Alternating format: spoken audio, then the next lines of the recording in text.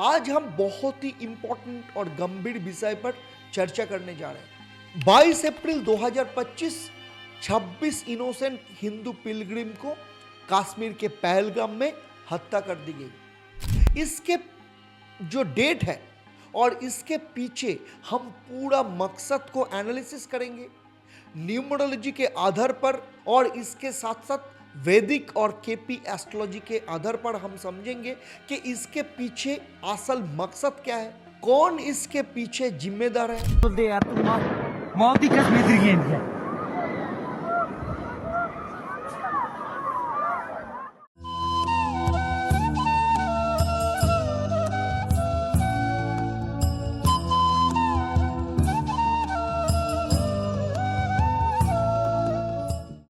ओम नमः शिवाय, हर हर महादेव।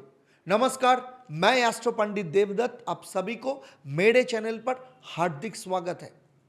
आज हम बहुत ही इंपॉर्टेंट और गंभीर विषय पर चर्चा करने जा रहे हैं। 22 अप्रैल 2025 26 इनोसेंट हिंदू पिलग्रिम को कश्मीर के पहलगाम में हत्या कर दी गई। इसके जो डेट है और इसके पीछे हम पूरा मकसद को एनालिसिस करेंगे न्यूमरोलॉजी के आधार पर, और इसके साथ साथ वैदिक और केपी एस्ट्रोलॉजी के आधार पर हम समझेंगे कि इसके पीछे असल मकसद क्या है, कौन इसके पीछे जिम्मेदार है। ये इसके पीछे केवल पाकिस्तान और लश्कर तैयबा जिम्मेदार है या कोई बड़ा देश इसके पीछे साजिश किया, और भारत क्या इसका बदला लेंगे? अगर बदला लेंगे तो किस रूप से लेंगे, और अगर बदला लेंगे तो एग्जैक्टली कब लेंगे? ये पूरा हम आपके साथ चर्चा करेंगे। बहुत ही गंभीर विषय है, तो कृपा करके पूरा वीडियो इन तक मेरे साथ जुड़े रहिए। तो चलिए सबसे पहले 22 अप्रैल 2025 को समझते हैं हम न्यूमरोलॉजी के आधार पर। 22 का मतलब है 4 और 2025 अप्रैल वो भी 4 है, और 2025 का मतलब है 9। तो अगर पूरा डेट को अगर हम एक साथ कैलकुलेट करेंगे तो आता है 8। इसका मतलब 4 और 8 दोनों एनर्जी बहुत ही स्ट्रांगली एक्टिव था उस दिन।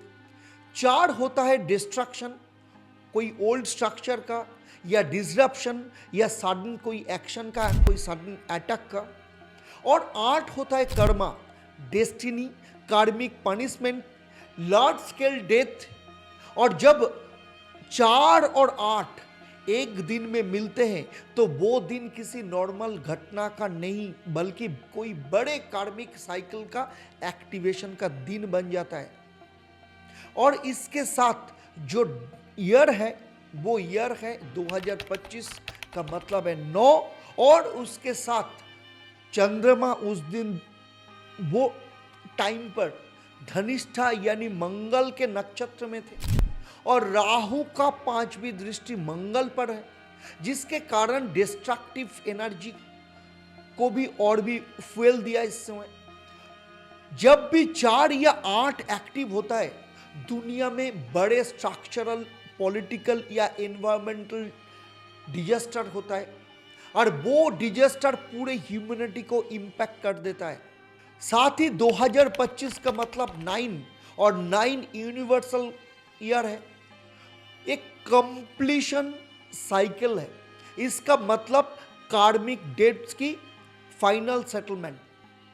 और जब धनिष्ठा नक्षत्र या मंगल रूलिंग होता है तो डिस्ट्रक्टिव मंगल राहु के साथ क्लैश करता है, तो कम्युनल, कार्मिक और वायलेंट डेथ भी इसके कारण बन जाता है, जिसे हमने देखा पहलगाम मैसाकर के फॉर्म में, जहां पे हिंदू 26 लोगों को मौत के घाट उतर दिया।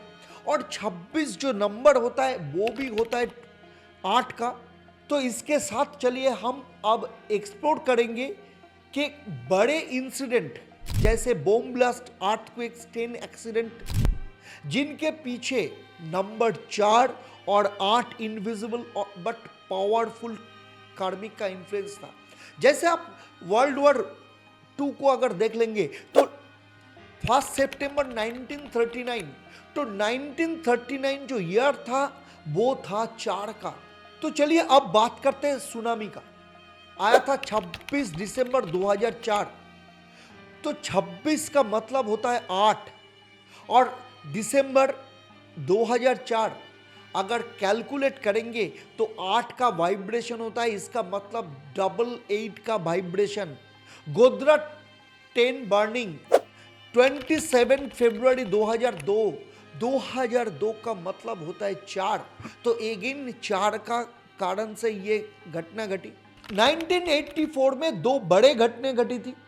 पहला था ऑपरेशन ब्लू स्टार जो पंजाब के गोल्डन टेम्पल पर हुआ था। तो 1984 अगर कैलकुलेट करेंगे तो 4 का एनर्जी है।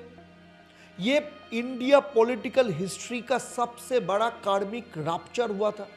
दूसरा घटना घटी थी 31 अक्टूबर 1984।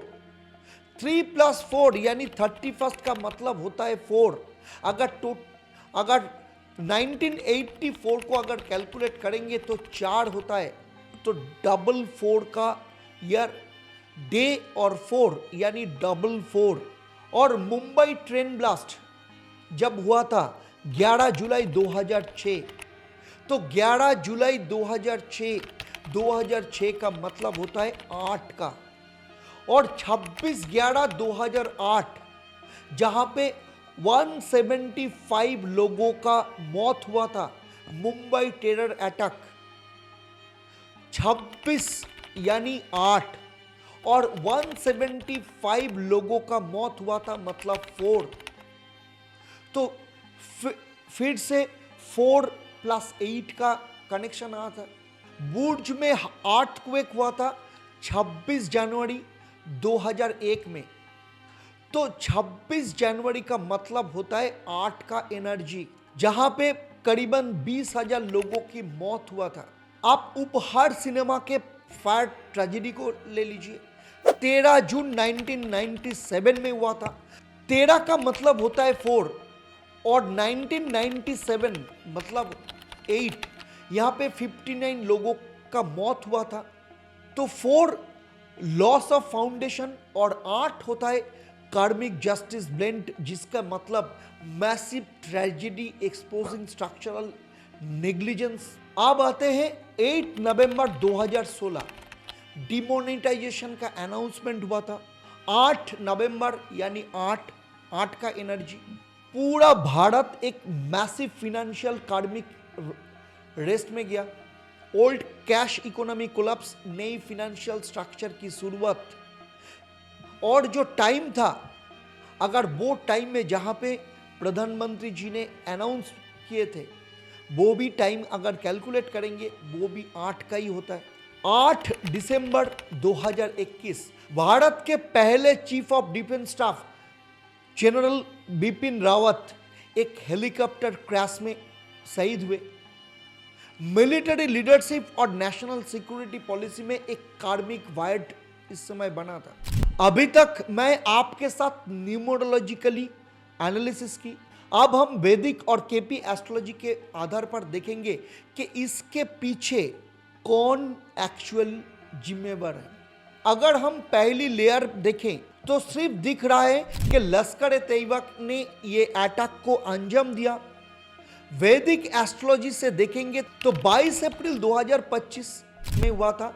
इस समय मंगल यानी धनिष्ठा के नक्षत्र थे, तो जिसका कारण नॉर्मली सिंबलाइज करता है कि life giving energies, but when जब नेगेटिव इन्फ्लुएंस होता है मंगल और राहु के कारण, जिसमें डेथ और डिस्ट्रक्शन में बदल जाता है। केपी एस्ट्रोलॉजी के हिसाब से अगर देखेंगे, छठी भाव जो होता है शत्रु भाव होता है, 8th हाउस होता है मास डेथ और 12th हाउस होता है फॉरेन एलिमेंट्स, हाईली एक्टिव यहां पे दिखाई दे रहा है। तो सैटर्न शनि का एस्पेक्ट मार्स पर था। और जो इंडिकेट करता है हार्डकोर टेररिज्म अटैक का।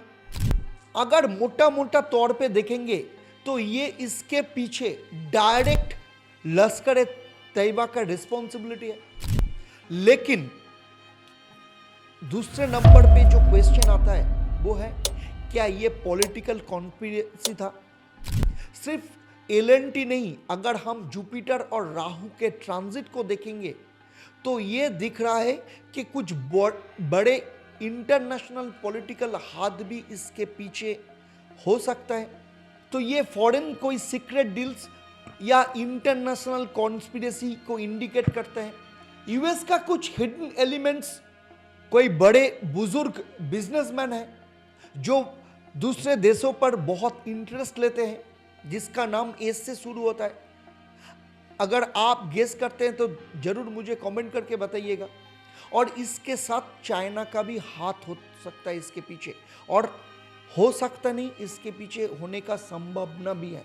केपी चार्ट में एनालिसिस करेंगे तो 9th का जो कास्पल है वो फॉरेन अफेयर्स का होता है, और 12th का कास्पल सीक्रेट एनिमीज का एक्टिव होने का संभावना दिखाता है। तो पहलगाम जो अटैक है वो अटैक इंटरनेशनल पॉलिटिकल लेयर भी है।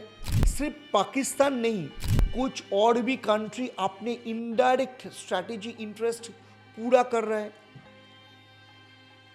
तो नंबर 3, इसके बाद जो क्वेश्चन आता है वो है, इसके पीछे रियल मोटिव क्या था? रियल मोटिव सिंपल नहीं है। केपी एस्ट्रोलॉजी के आधार पे अगर देखेंगे तो 4th house homeland peace heavily affected था। उनके मेन मकसद भारत में कम्युनल डिसहार्मनी क्रिएट करना था। 10th house national reputation, Venus और शुक्र के इन्फ्लुएंस था।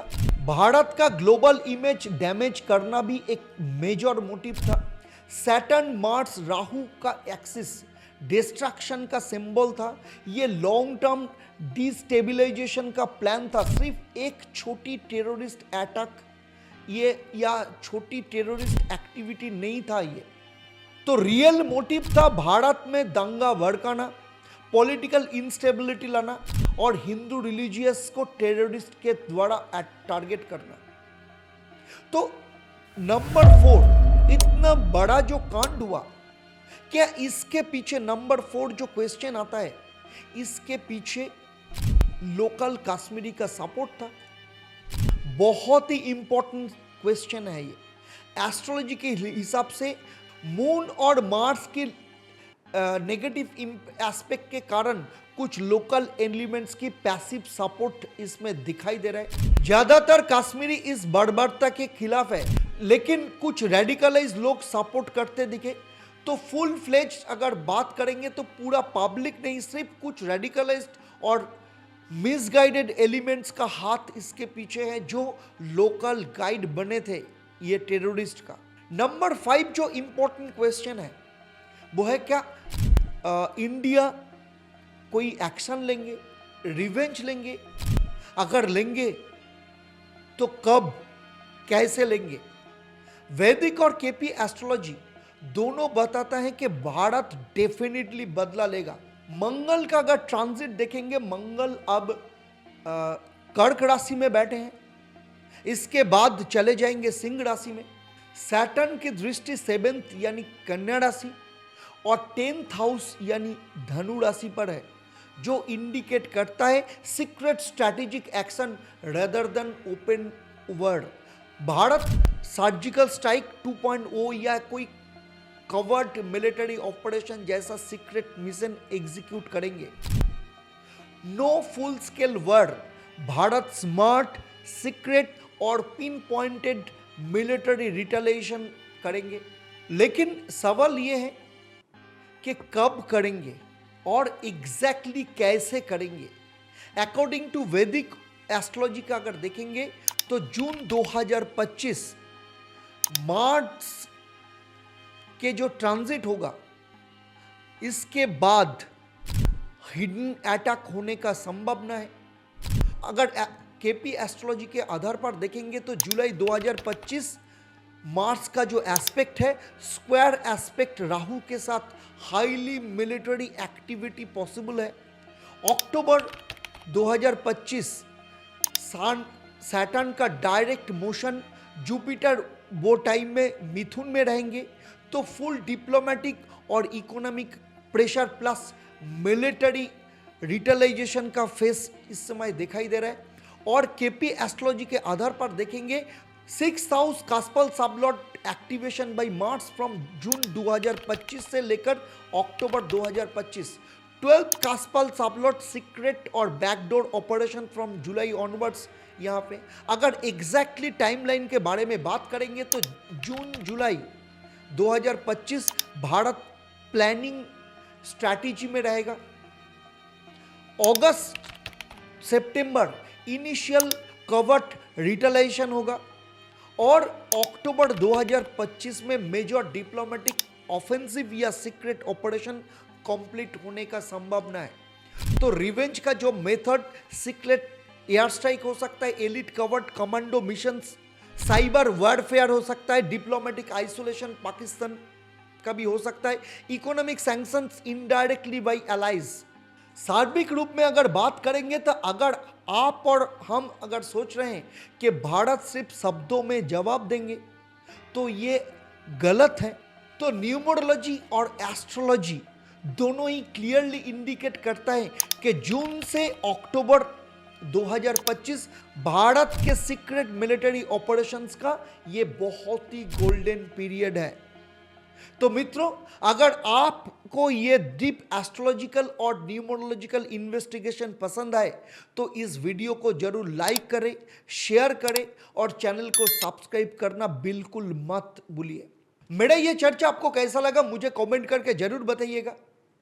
और इसके साथ क्या आपको लगता है इंडिया को और भी स्ट्रॉन्ग एक्शन लेना चाहिए, वो भी मुझे कमेंट करके बताइएगा। और कमेंट के एंड में जय हिंद लिखना ना भूलें। तो चलिए अब आपसे विदा लेते हैं, फिर मिलेंगे अगले वीडियो। ऐसे आपके लाइफ से जुड़े या देश से जुड़े या ग्लोबल पॉलिटिक्स से जुड़े ऐसा कोई समस्या का समाधान को लेकर। तब तक के लिए आप आपके परिवार वालों के साथ खुश रहिए, स्वस्थ रहिए और हमेशा की तरह एस्ट्रो पंडित देवदत्त के साथ जुड़े रहिए। नमस्कार। ओम नमः शिवाय। हर हर महादेव।